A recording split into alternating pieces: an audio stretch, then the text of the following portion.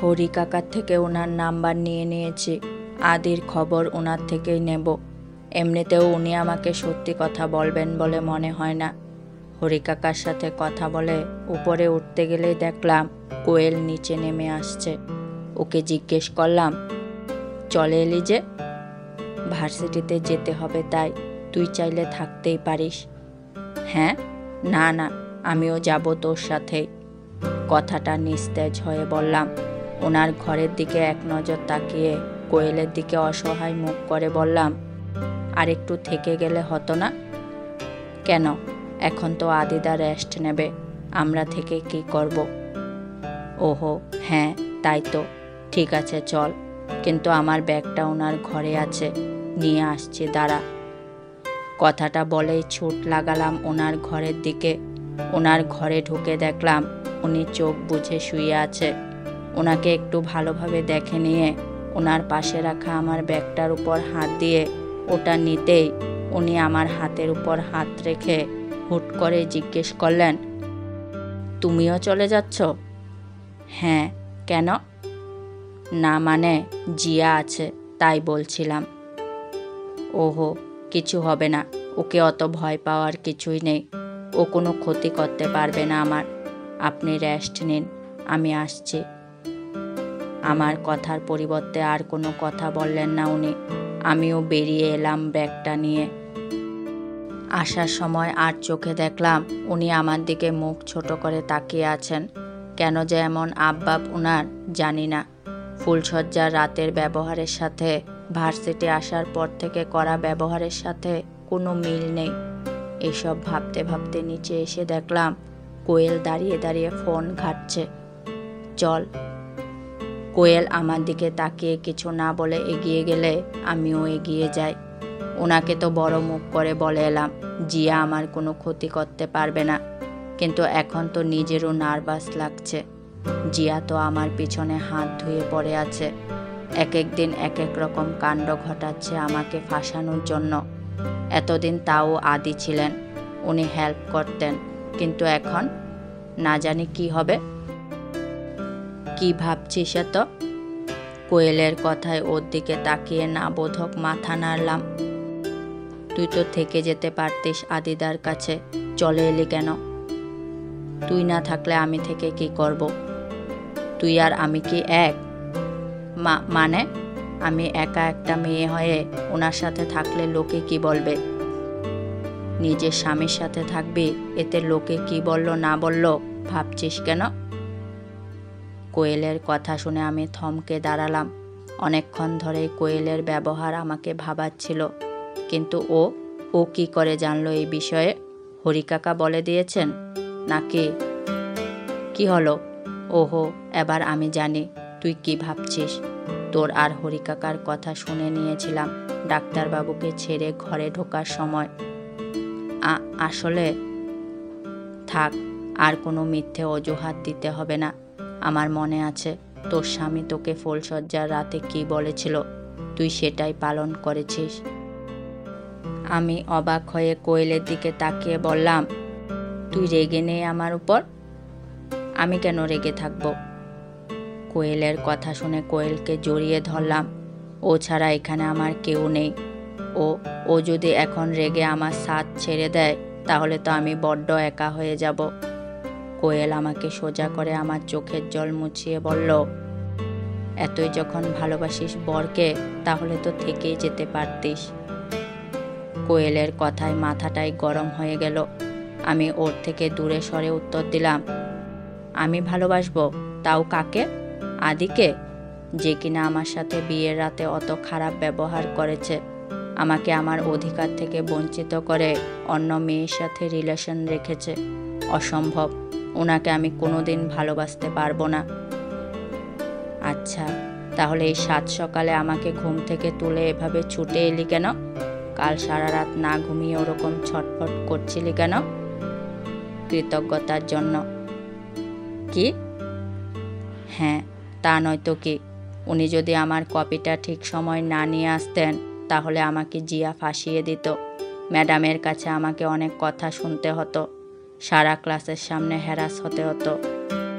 উনি ওনার ওই অবস্থায় আমার কথা ভেবেছেন, তাই তো ওনার শরীর খারাপ করেছে।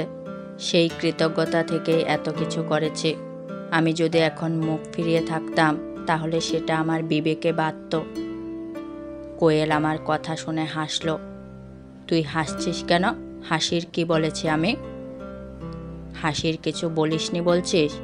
আচ্ছা, মেনে নিলাম এইগুলো সব কৃতজ্ঞতার খাতিরে করেছিস, কিন্তু কম্পিটিশনে জিয়ার সাথে আদিদাকে দেখে গ্রিন রুমে কান্নার কারণ? ও ও ওটা তো আমি আমার পরিবারের জন্য কাঁদছিলাম। তুই ওটাকে এখানে কেন টানছিস? ওনার যার সাথে ইচ্ছা হয়েছে তার সাথেই পারফর্ম করেছেন। এখানে আমি বলার কে? আমি তো ওনার কেউ হই না। আমি ওনার জন্য যা করেছি তা কৃতজ্ঞতা, বাস এতটুকুই। এখন চল, দেরি হয়ে যাচ্ছে আমাদের। আমি আর কোনো কথা না বলে হেঁটে চলে এলাম ওখান থেকে। কী সব উল্টোপাল্টা যে বলছে না এই কোয়েলটা। আমি নাকি ওনাকে ভালোবাসি? কোনোদিনও না। হায় ভগবান, আমি ভেবেছিলাম শুধু আদিদা নিজের ফিলিংস বোঝে না, বাট এখানে তো দেখছি এরও একই অবস্থা। দেবাদেবী দুজনেই এক প্রকার। যাক, একদিকে ভালোই হলো, দুটোতে একসাথে যা বোঝার বুঝবে। না, যাই। ওদিকে তো এখন আবার জিয়া আছে। আজব জ্বালা মাইরি। আমি ভার্সিটিতে ঢুকে সোজা ক্লাসে চলে গেলাম। ক্লাসে ঢুকে দেখলাম জিয়া নিজের কাজে ব্যস্ত। আজকে তো সবার অ্যাসাইনমেন্ট সাবমিট করার কথা ওর, তাই হয়তো এরকম নাজেহাল অবস্থা।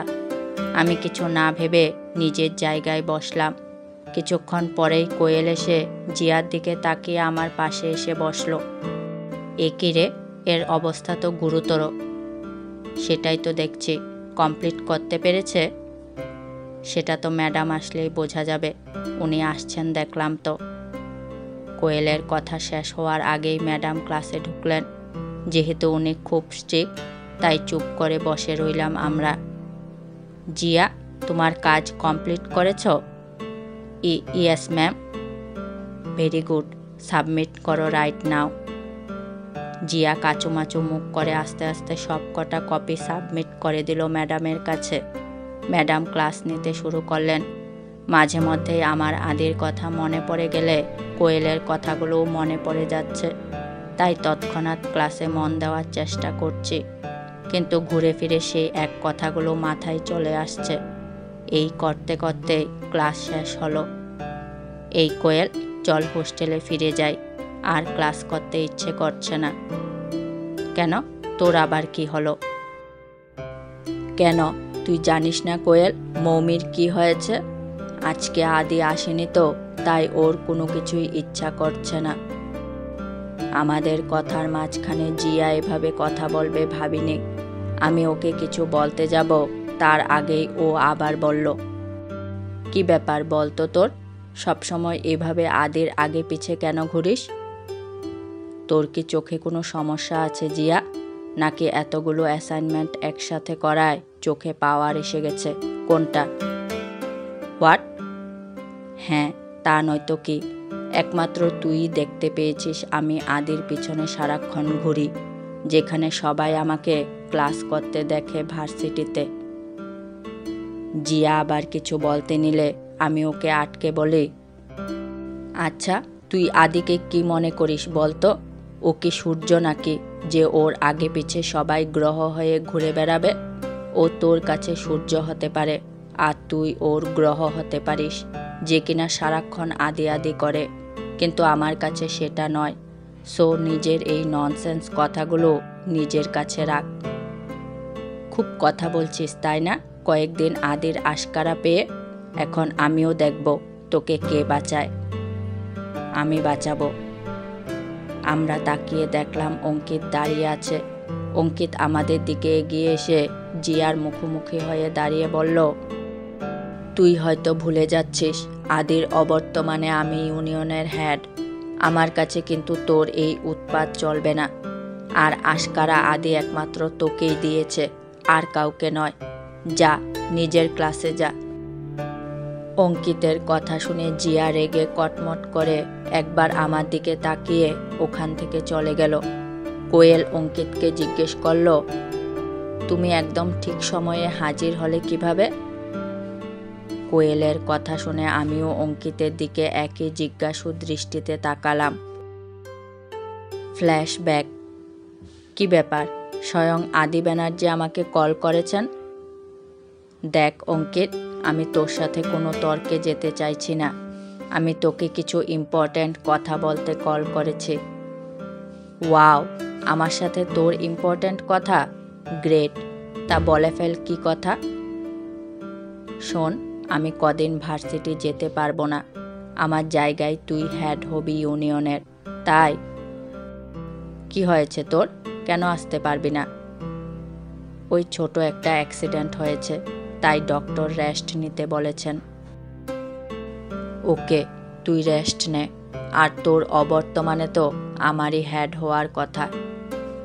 হ্যাঁ, দেখ, মৌমিকে একটু দেখে রাখবি, কারণ জিয়া আর সৌভিক ওর পিছনে হাত ধুয়ে পড়েছে।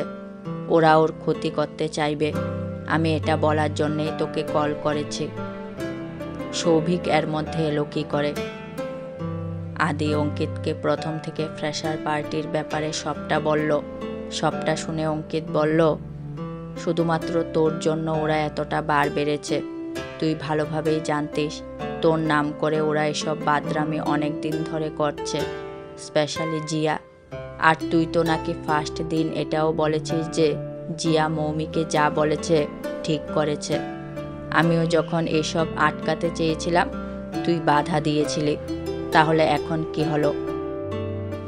সেসব নিয়ে আমি আর কথা বলতে চাইছি না। আমি জানি তুই জিয়ার বাবার জন্য চুপ করে আছিস, কিন্তু এভাবে আর কতদিন আদি? বেশি দিন না, খুব তাড়াতাড়ি একটা ব্যবস্থা করব আমি। উনি ভার্সিটির ডিরেক্টর হয়েছেন, তাই না? হ্যাঁ। ঠিক আছে, এই জন্যে আরও বেশি সাবধান থাকিস। আর কাউকে জানাবি না আমি তোকে কল করেছিলাম। ওকে, তুই রেস্ট নে। প্রেজেন্ট। এই অঙ্কিত, কোথায় হারিয়ে গেলে তুমি? হ্যাঁ, কোথাও না, বল। সঠিক সময়ে এন্ট্রি মারলে কিভাবে? ওটাই তো আমার কাজ, বেবি। অঙ্কিত কোয়েলকে এক হাতে জড়িয়ে কথাটা বললে কোয়েল ধাক্কা মেরে অঙ্কিতকে সরিয়ে দু ঘা বসিয়ে দেয়। সবসময় মারিস কেন আমায়? বেশ করি। ওরা দুটিতে মিলে ঝগড়া করতে থাকলো, আর আমি হাসতে থাকলাম ওদের দেখে।